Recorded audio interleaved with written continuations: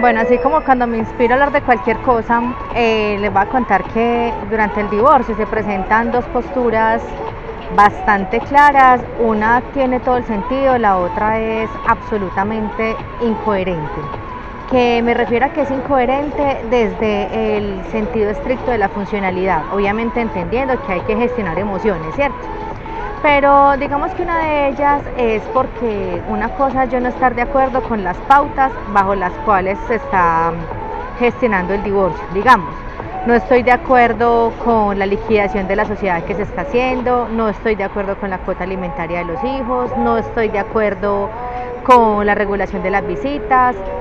En fin, digamos que esa es una postura claramente válida, es entendible, tiene todo el sentido porque tanto él como ella deben de garantizar que sus derechos estén salvaguardados en la distribución de obligaciones, de derechos, de patrimonio, con el cuidado de los hijos, con la custodia y demás. Digamos que esa es una postura que es muy clara y es muy válida. Y hay que resolverlo, como siempre les aconsejamos, de la mejor manera, a través del mutuo acuerdo, siempre y cuando sea factible hacerlo de esa forma. Pero hay otra postura que es súper emocional y que esa emocionalidad no la deja ser funcional. Y es cuando uno de los dos se pone en la postura de no le doy el divorcio porque no quiero, porque no estoy de acuerdo, porque le voy a hacer la vida de cuadritos, porque que sufra. No, esa postura es de verdad la más incoherente de cualquiera de las que pueden haber, porque realmente eso es obstruir un trámite que sí o sí se debe de hacer, se debe de realizar. El divorcio, cuando es una decisión tomada, se debe de realizar, porque como se los hemos contado en otras situaciones, hay factores externos que siguen pasando cuenta, en el sentido de que si tienen patrimonio conjunto, entonces el tema de impuestos, el tema de quién tiene la tenencia, a nombre de quién está, si tienen obligaciones y deudas, pues peor aún, porque entonces más de uno dice, como está a nombre de él o está a nombre de ella, no la va a pagar más, o que la siga pagando él, o no, que sufra y no voy a pagar y que lo reporten o que la reporten, y no. Entonces eso es súper importante de que se terminen de consolidar esos lazos que se terminen de cortar esos lazos que quedan por ahí vigentes, ¿cierto? Pero hay una cosa que es bastante importante y es de las que les quiero hablar, porque digamos que los hijos salen gravemente afectados producto de estas situaciones. Entonces, cuando la postura de la segunda, de que es un sentir desde la rabia, desde el enojo, desde la ira, desde la decepción, son siempre los hijos los que salen más afectados con esta situación. ¿A qué voy? Si la mamá es la que tiene el cuidado de los hijos, entonces no se los deja ver al papá. O si es el papá, al contrario. O si el papá tiene que ir a recoger a los hijos, no los entrega a la hora que acordaron, sino a cualquier otra, porque le va a cambiar los planes a la mamá. Y realmente sale siendo el hijo la excusa para poner un obstáculo al otro. Entonces, tengo un paseo con otra persona, quédese con el niño usted este fin de semana. No, pero es que yo no puedo. O simplemente, y lo que es más grave, deciden no volverle a dejar a ver los hijos al padre o a la madre. No sé si ustedes saben, hay un delito, es un delito que se llama el ejercicio arbitrario de la custodia y está en el Código Penal.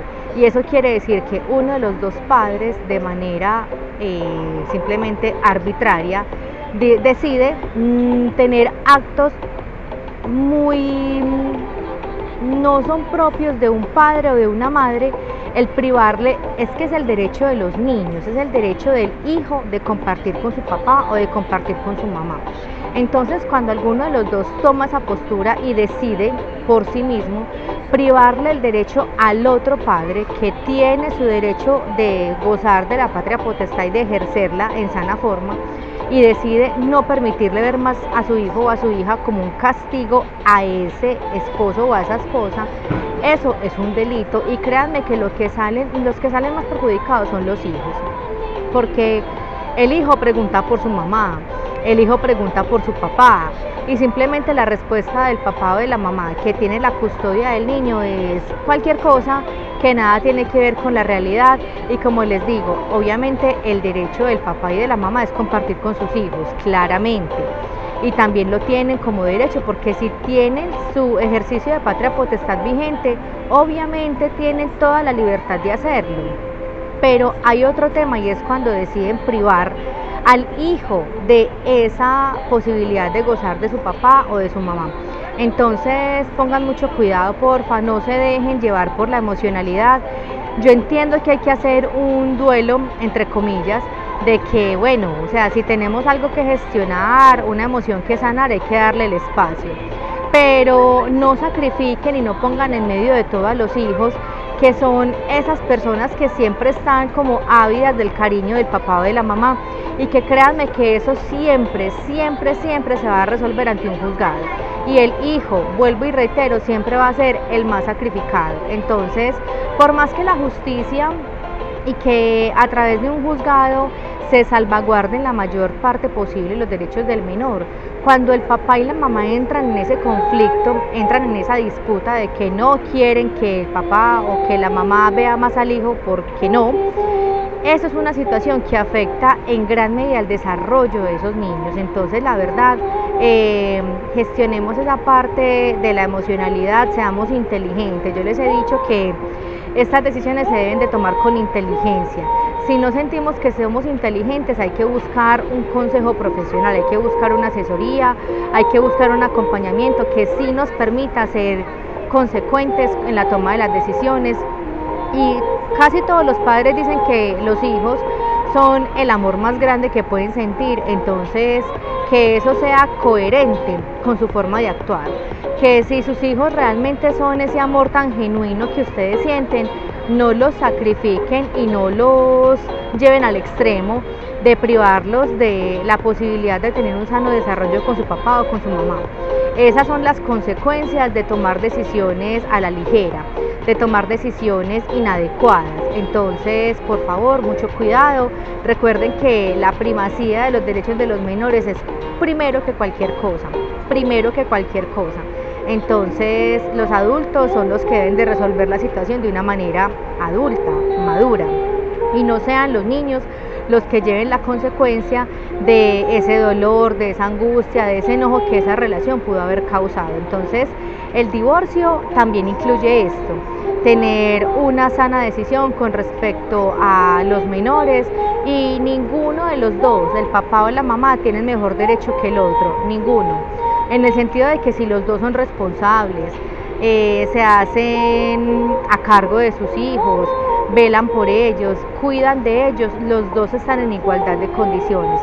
Si hay alguno de ellos que simplemente se perdió, lo abandonó, no le interesa, no le pasa la cuota o lo demás, pues habrá que hacerlo propio para poder tener las acciones legales pertinentes. Pero de lo contrario, no es el papá, no es la mamá el que decide quién tiene mejor derecho sobre el hijo, sino que es la justicia, si es que así procede.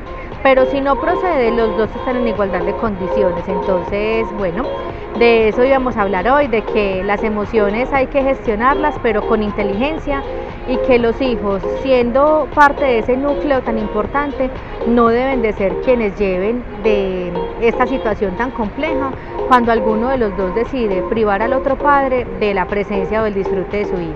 ¿Listo? Entonces, bueno, somos asesores, somos consultores jurídicos. Cualquier inquietud en este tema de divorcio, escríbanos, que tenemos siempre una buena asesoría que los va a acompañar en el trámite de este proceso.